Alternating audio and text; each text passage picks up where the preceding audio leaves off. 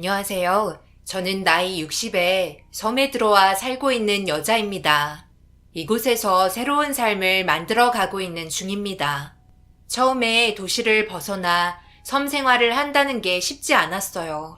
특히 먹을 거나 생필품 하나 사려고 해도 배를 타고 나가야 하기 때문에 번거로운 점들이 꽤 있었죠. 하지만 저보다 오랜 세월 섬에서 잘 살고 계시는 주민분들의 도움을 받아 살다 보니 조금씩 적응해 나갈 수 있었습니다. 그렇게 섬 생활한 지 1년이라는 시간이 지나갔네요. 제가 몇 분 되지도 않는 섬에서 생활하기로 결정한 건 더 이상 도시 생활을 하고 싶지 않아서 결정하게 되었어요. 너무 답답하기만 한 도시에서 벗어나 마음의 여유를 찾고 싶었고, 제일 중요했던 건 세상에서 제일 사랑했던 남편과 작별을 하게 되면서 오랜 세월 어디를 가던 함께했던 추억들을 계속해서 마주하게 되니 버티는 게 힘이 들더라고요. 하지만 섬에서의 생활은 남편과의 추억도 없고 정말 새롭게 생활해야 돼서 아픈 기억을 잊어버리기에는 너무 좋은 장소 같았어요. 처음에는 이곳으로 이사와서 눈물도 정말 많이 흘리고 쓸데없는 잡생각도 많이 났지만 지금은 하루의 시간이 모자랄 정도로 바쁘게 움직이고 있습니다.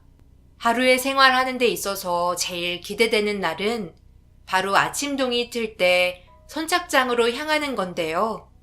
그 이유는 여기에서 오랜 세월 살면서 단 한 번도 창거리를 걱정하지 않아도 된다며 알려주신 통발이에요. 전날에 미리 담가두면 다음날 아침에는 그 안에 여러 가지 해산물들이 가득 들어 있습니다. 밭에서 일군 채소들과 함께 요리를 해서 먹으면 일품 요리 못지않을 정도로 아주 괜찮은 음식이 나오기 때문에 매일 아침 선착장으로 향하는 발걸음은 아주 가볍네요. 지금은 이렇게 섬 생활에 충분히 만족하며 살고 있지만 언젠가 도시가 그리울 날도 있겠죠. 하지만 도시에 발을 붙이지 않는 또 하나의 이유가 있어요. 그건 바로 배 아파 낳은 자식들 때문인데요. 부모와 자식들과의 갈등은 저를 너무 힘들게 만들었어요. 결혼 이후 각자의 삶을 살면서 부족함 없이 남편의 지원을 많이 받으며 살아와서 그런지 자식들이 바라는 건 끝이 없을 정도로 너무 많아졌고 결국 사람이 해선 안 될 일들까지 저지르고 말았네요. 남편이 세상을 떠나기 전에 저희 가족은 정말 행복했었어요. 큰아들과 작은 아들은 누구보다 우애가 좋았고 자기 아빠를 어렸을 적부터 정신적으로 많이 의지를 하며 자라왔었습니다. 남편의 사업을 학생 시절부터 보고 자라온 아이들이라 성인이 되었을 때 자연스럽게 자기 아빠의 일들을 하나하나 물려받기 시작했어요. 둘 중 한 명에게만 주겠다고 한 것도 아니고 공동 대표로 함께 회사를 잘 키워나가길 남편은 원했었고 그렇게 하는 걸 자식들도 받아들였습니다. 그런데 이 문제가 결혼하기 전에는 정말 괜찮았는데 큰아들이 결혼하고 나서부터 큰 며느리의 간섭이 시작되기 시작했어요. 그래도 모든 걸 좋게 좋게 넘어가려고 하는 작은 아들의 마음 넓은 성격 때문에 크게 문제가 되지는 않았습니다. 그런데 작은 아들까지 결혼을 하게 되면서부터 가족들과의 불꽃 튀는 경쟁이 시작되었네요. 아버님, 이건 아니죠. 회사에서 저희 남편을 따르는 사람들이 훨씬 많고 거의 쉬지 않고 일에 매달리고 있는데 일하는 비중이 도련님보다 많다는 거 잘 알고 있잖아요. 아버님도 옆에서 지켜봐오셔서 잘 알고 계실 거 아니에요? 그런데 공동 대표라뇨? 아무리 생각해도 이건 좀 아닌 것 같아요. 제가 봤을 때 저희 남편이 대표 자리에 앉아야 하고 도련님이 서포트 해주는 식으로 회사를 이끌어가는 게 직원들에게도 심리적인 안정감을 줄 수 있다고 생각해요. 형님은 가진 것도 많으시면서 왜 이리 욕심이 많은지 모르겠네요. 아버님이 정하신 결정인데 그걸 왜 자꾸 형님이 바꾸려 하시는 건데요. 저희 남편이랑 아주버님은 아무 말도 하지 않고 있는데 집안 불화 만드실 작정이세요? 너희들 그만 좀 하거라. 얼굴 보면 경쟁권 얘기냐? 하루 이틀도 아니고 서로 못 잡아먹어서 안달이야? 회사 관련해서는 큰애와 작은애는 더 이상 아무 말도 하지 말거라. 한 번만 더 회사 일에 관여했다가는 아주 혼쭐 날 줄 알아? 남편은 그동안 두 아들이 동시에 잘 됐으면 하는 마음에 공동대표로서 서로 의지하며 머리 합쳐 회사를 잘 이끌어주길 바랬었어요. 우애 좋은 큰아들과 작은 아들 또한 자기 아빠의 의견에 잘 따라주었는데 새로 들인 며느리들이 처음에는 서로 잘 챙겨주고 앞으로 제 아들들의 뒤에서 잘 이끌어줄 거라 생각했지만 시간이 지나면 지날수록 점점 드러나는 시커먼 속마음은 가정불화의 주된 원인이었네요. 제 성격상 나서는 거 별로 좋아하지 않고 자식들에게 싫은 소리 하지 못하는 편이라 쓴소리는 거의 대부분 남편이 해왔었는데 이번만큼은 며느리들을 따로 불러 심각하게 얘기했어요. 그런데 처음에는 제 말을 잘 들어주던 큰 며느리의 불만으로 시애미를 앞에 놔두고 서로 헐뜯기 시작했네요. 참다 못한 저는 처음으로 며느리들에게 쓴소리를 하게 되었고 서운할 정도로 상처를 주고 말았습니다. 하지만 저희 남편과 자식들이 함께 회사의 경영에 많은 힘을 쏟고 있는데 뒤에서 힘이 되어주지는 못할 망정 서로 갖겠다고 헐뜯으려는 행동은 오랜 세월 힘들게 쌓아온 모든 걸 한순간에 무너뜨릴 수도 있을 거라 생각해 단호하게 대화를 이어나갔고 그렇게 큰 며느리와 작은 며느리는 더 이상 아무 말도 하지 않았습니다. 작은 며느리의 경우 경영권에 크게 관심이 없는 편이었어요. 그런데 큰 며느리가 너무 욕심이 많다 보니 이런 화를 불러일으키게 된 거였고 어떤 식으로 튈지 모르는 큰 며느리의 성격을 좀처럼 잡기가 힘들어 남편과 제가 나이가 들어 세상을 떠나는 게 불안할 정도로 큰 며느리의 존재감은 상당했었습니다. 어쩔 때는 썩은 뿌리는 제거해야 한다 생각해 내치고 싶은 마음도 있었지만 사람이 생각하는 대로 모든 게 이루어지지 않기 때문에 아들이 진심으로 사랑하고 있는 큰 며느리를 내칠 수는 없었습니다. 그런데 제가 쓴소리 했던 걸 마음속에 담아두었는지 엄청난 계획을 꾸미기 시작했고 걷잡을 수 없을 정도로 상황이 심각해지고 있었어요. 어쩐 일이야? 네가 단둘이 저녁을 함께 하자는 말을 다 하고 무슨 말을 하려고 개인적으로 보자는 거야? 꼭 무슨 일이 있어야 하는 거예요? 그저 어머님께 제가 너무 소홀했던 것 같아서 같이 저녁 먹으며 이런저런 대화도 좀 나누고 싶어서 그런 거죠. 별뜻 없어요. 어머님도 잘 아시잖아요. 제가 기분 따라 움직이는 성격이라 오늘만큼은 어머님과 단둘이 좋은 시간 보내고 싶어서 연락드린 거니 걱정 말고 식사하세요. 어머님이 건강하셔야 저희가 아무 걱정 없이 잘 지낼 수 있죠. 건강 잃으면 아무것도 소용없잖아요. 그런데 어제 병원에 볼 일이 있어 잠시 들렸는데요. 일부러 들으려고 한 건 아닌데 아버님한테 혹시 못 들으셨어요? 저도 너무 놀라서 입이 다물어지지 않더라고요. 아버님이 글쎄 치매가 오셨다고 하던데 정말 그렇다면 회사 운영하는데 문제가 생기잖아요. 건강이 우선이니 하루라도 발을 빨리 빼셔야 저희 남편이 자리를 잡을 거 아니에요. 아버님이 치매라는 말에 얼마나 놀랐는지 지금도 믿기지가 않는다니까요. 어머님도 전혀 모르고 계셨던 것 같은 표정인데요. 오늘 꼭 들어가셔서 한번 물어보세요. 큰 며느리가 저를 왜 불렀는지 그 이유를 확실히 알 수 있었고 많은 것들을 계산하고 있는 듯한 표정으로 사악한 미소를 짓고 있었습니다. 그렇게 불편한 며느리와의 식사가 끝이 나고 집에 돌아와 평소와 다름없는 모습을 보여주고 있는 남편을 유심히 관찰했어요.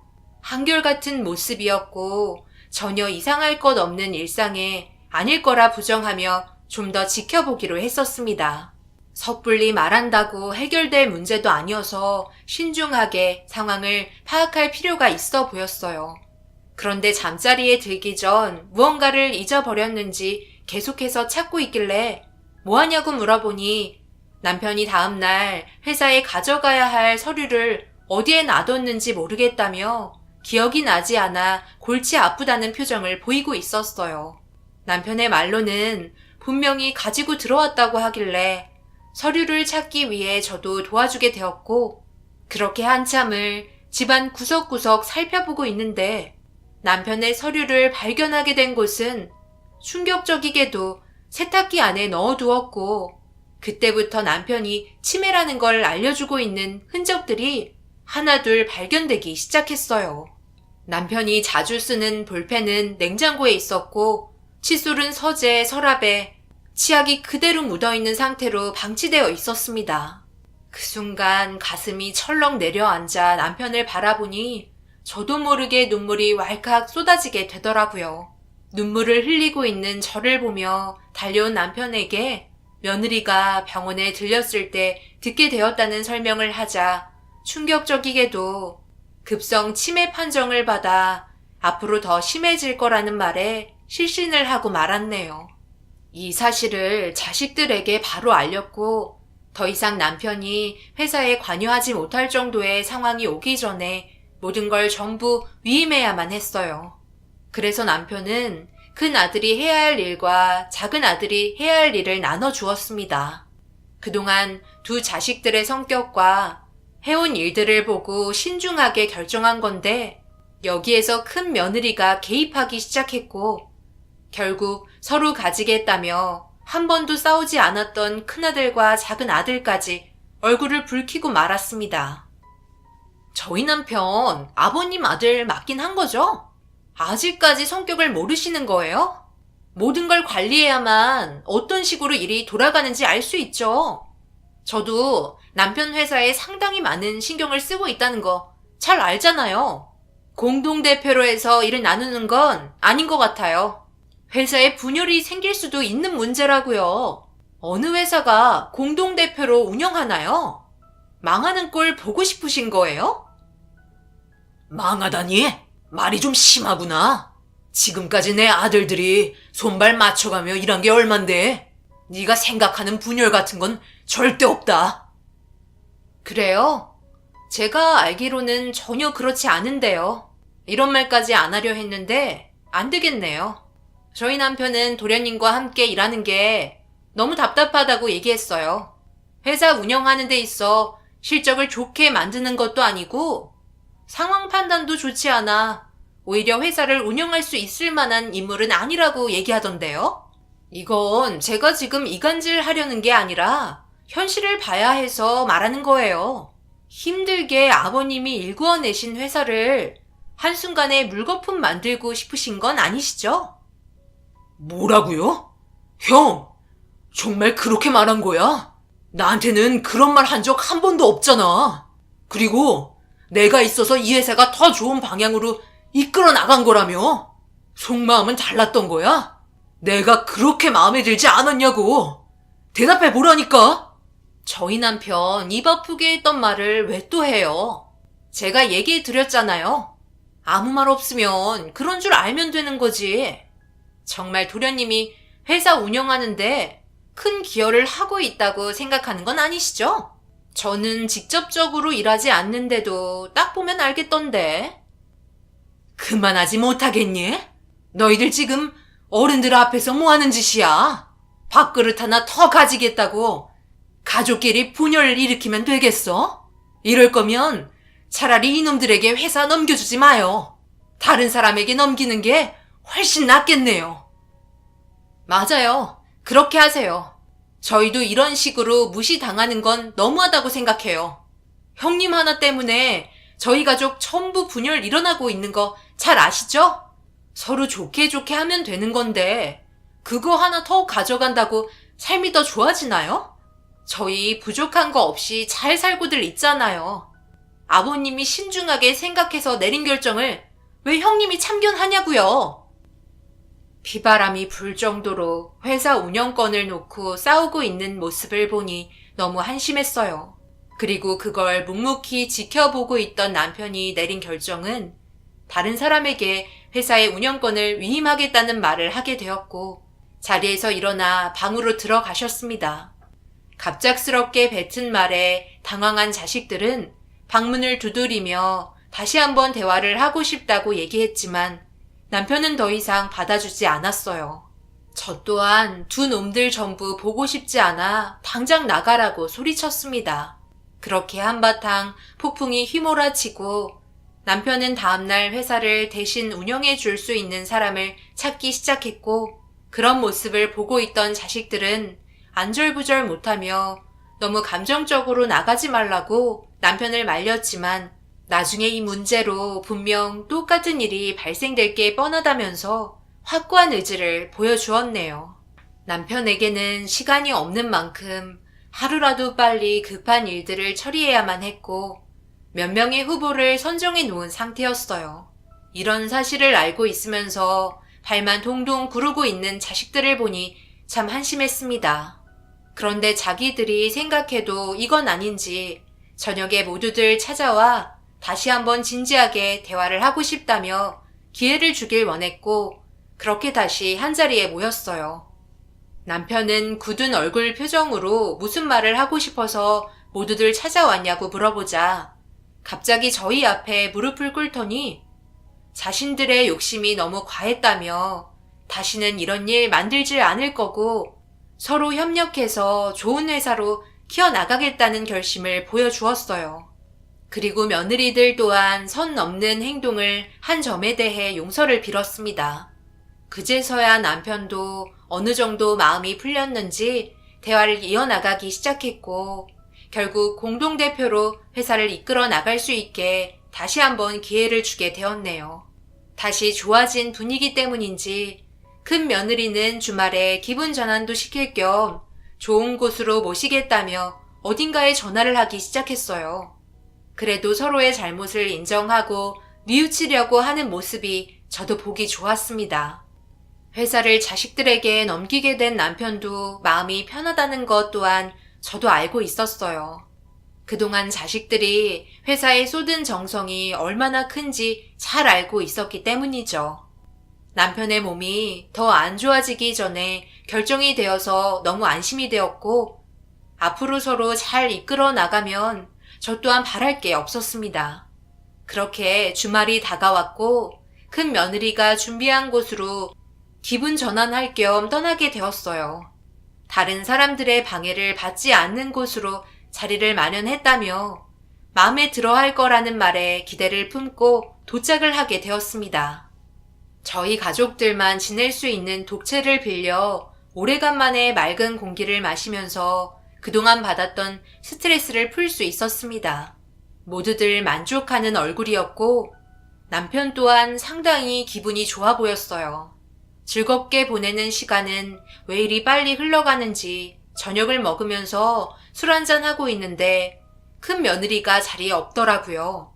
그래서 큰아들에게 어디 갔냐고 물어보자 신경을 많이 써서 그런지 피곤한 것 같아 먼저 들어가 누워 있다길래 별 생각 없이 즐겁게 대화를 하며 저녁 시간을 보낸 뒤 각자 잠자리에 들었습니다. 남편은 자리에 누워 저를 바라보며 앞으로 이런 식으로 서로 잘 지내면 너무 좋을 것 같다며 치매가 심각해지기 전에 많은 추억을 만들고 싶다는 말을 하기 시작했어요. 그런 말을 들으니 아주 잠깐 잊었던 남편의 병명에 갑자기 눈물이 흘러버렸네요. 오래오래 몸 건강히 함께 살고 싶었는데 그렇지 못한 현실이 너무 마음이 아팠습니다. 그동안 긴장을 많이 해서 그런지 금방 잠이 들게 되었어요. 그런데 얼마의 시간이 흘렀는지 화장실이 급하다며 볼일을 보려고 잠시 밖으로 나간 남편이 제가 생각한 것보다 빨리 들어오지 않아 걱정이 돼서 남편을 부르며 화장실에 도착해 문을 두드리자 아무런 인기척이 없길래 문고리를 잡아 돌려보니 문이 열리더라고요. 또다시 치매가 찾아왔나 싶어 불을 켜보는 순간 저는 비명을 지르며 급하게 욕조에 있는 남편을 밖으로 꺼냈습니다. 정신을 차리라고 몸을 흔들어도 아무런 미동조차 하지 않길래 너무 두려워 도와달라고 외치려 하자 갑자기 뒤에서 낯익은 목소리가 들렸어요. 어머님, 어떻게 이런 짓을 저지를 수가 있어요? 아버님이 치매 온 게 그렇게 싫었어요. 그래도 한평생 함께한 배우자인데 오늘같이 즐거운 날 사람이 해선 안 될 행동을 하신 거냐고요. 여보, 빨리 이쪽으로 좀 와봐. 큰일 났다고.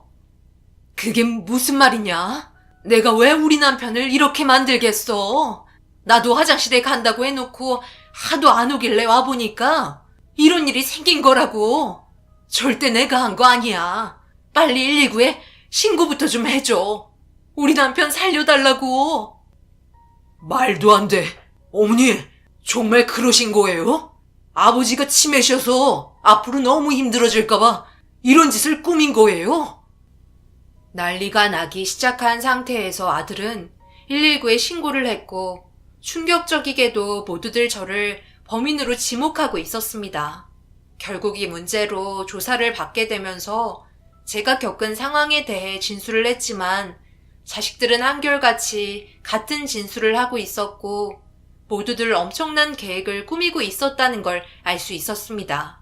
하지만 모든 상황에서 범인은 저를 지목했고 결백하다며 눈물로 호소하면서 애원했지만 충격적이게도 자식들은 제 편을 들어주지 않았어요. 제가 남편을 세상 떠나게 했다고 강력하게 주장을 하고 있었고 더 큰 충격은 큰 며느리의 진술이었습니다. 둘이서 함께 식사를 하던 도중 치매 판정을 받았을 때 제 표정이 그때부터 좋지 않았었다며 가끔 인사드리러 갈 때 제가 남편을 치매라고 윽박지르고 있었다면서 눈물을 흘리기 시작했고 말도 안 되는 진술을 하기 시작했어요. 그런데 막내 아들이 뱉은 한마디에 저는 쓰러지고 말았습니다.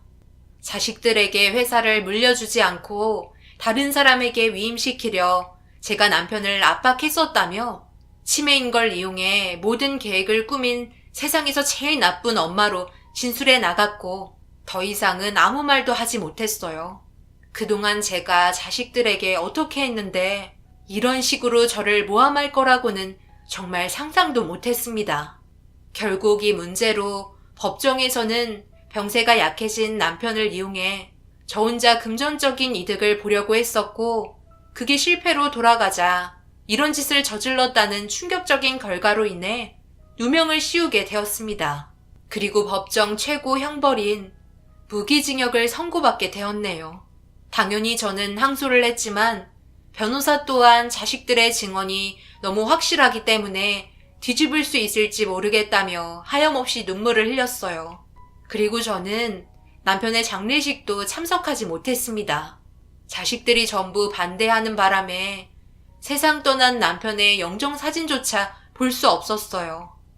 구치소에 수감되어 세상 떠난 남편과의 마지막 순간을 기억에 남겨둔 채 할 수 있는 거라곤 아무것도 없었고 이런 삶을 더 이상 살고 싶지 않았습니다.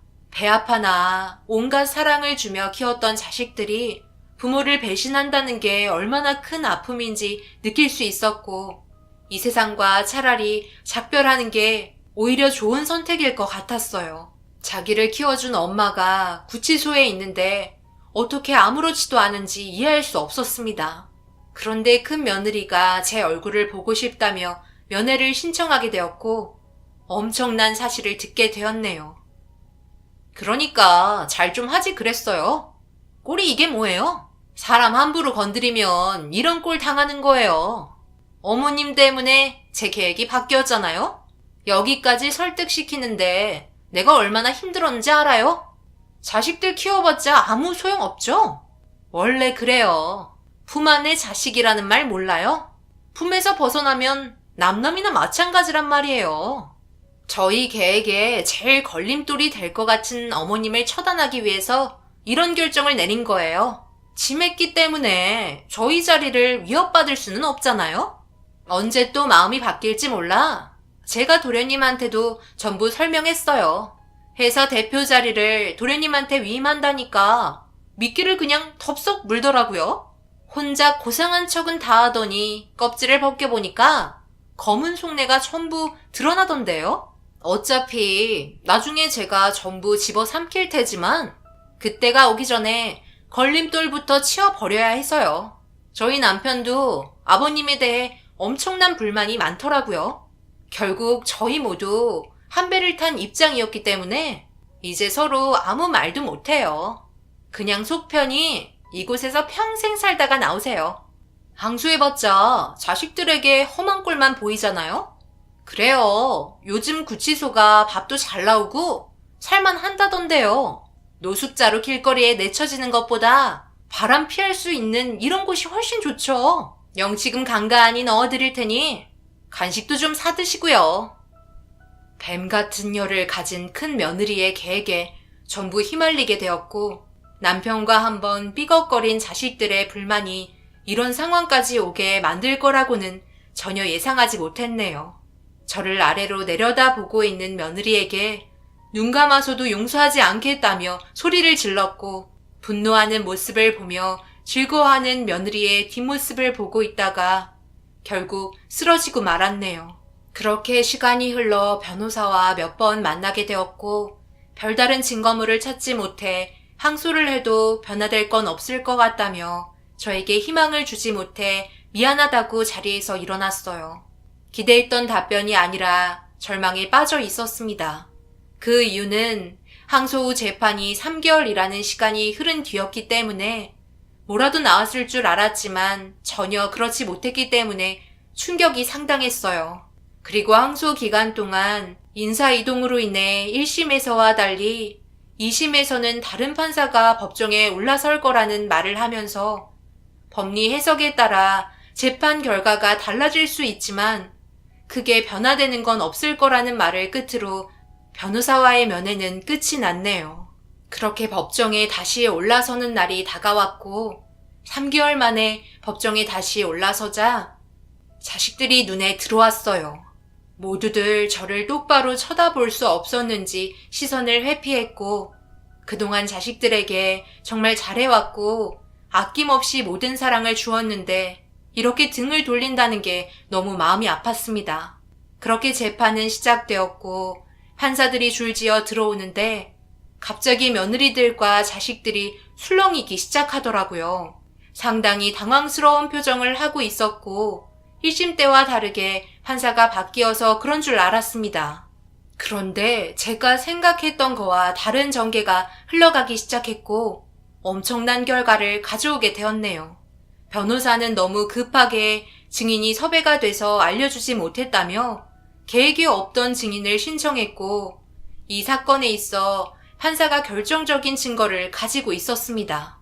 계획이 없던 증인 신청을 허락하면서 걸어 들어온 사람을 보자마자 자식들과 며느리는 경악을 했어요.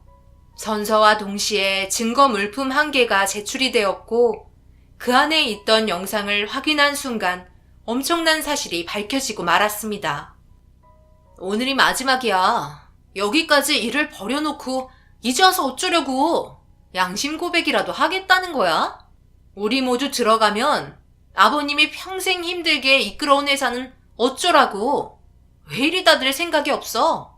오늘 하루만 딱 눈 감고 버티면 된다고. 나 혼자 이런 상황 만든 거야?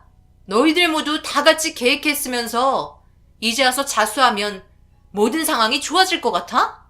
모두 다 무기징역 받고 싶은 거냐고. 왜 다들 말이 없어?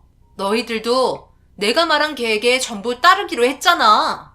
나 혼자 더러운 짓 했다 이거야. 내가 누구 좋으라고 이 짓을 했을 것 같아. 나 좋으라고 한 거야? 약해 빠진 머저리들. 정신 차려. 그때 이후로 단 한숨도 못 자고 있어요. 결국 이런 상황 돈 때문에 그런 거잖아요. 그냥 우리 아버지가 말한 대로 했으면 이런 일도 생기지 않았을 텐데 전부 내 잘못이야. 우리 살겠다고 어머니도 저렇게 만들고 형도 알지?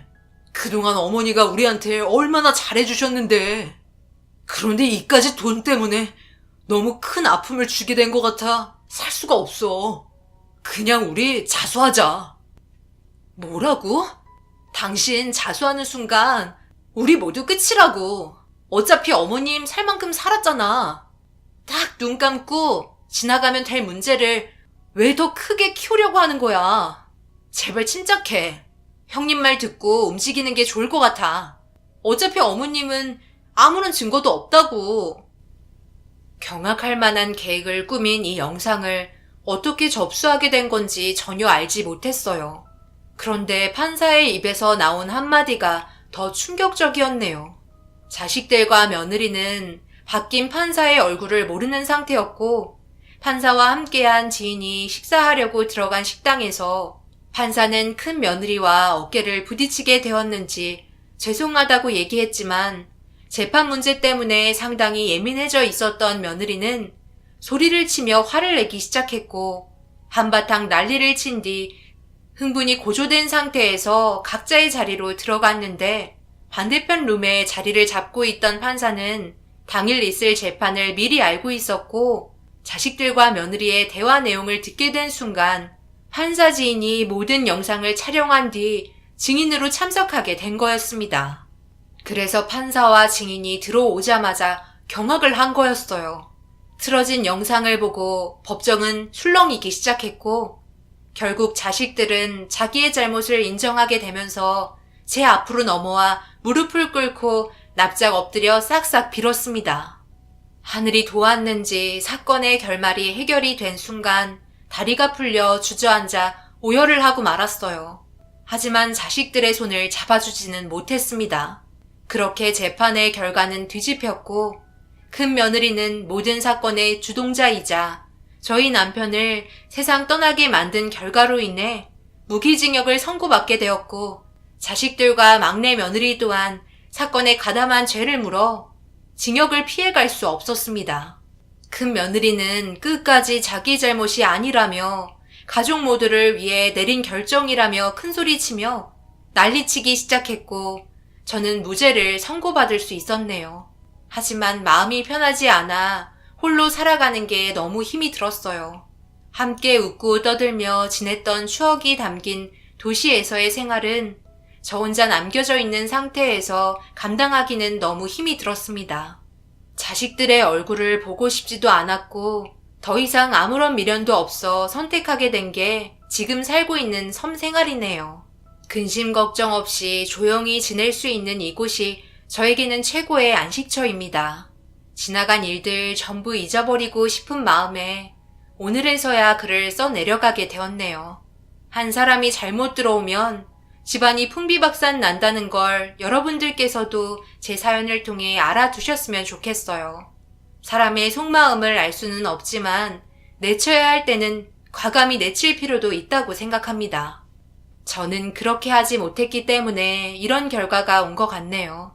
앞으로 조용히 살다가 남편 옆자리로 찾아가려고요. 그때가 하루빨리 왔으면 하는 바람입니다. 제 사연을 들어주신 여러분들, 지금 옆에 있는 가족과 함께 하는 그 순간의 행복을 항상 잊지 마시고 열심히 살아가시기를 바랍니다. 언제나 좋은 일만 가득할 수 있도록 기도드리겠습니다.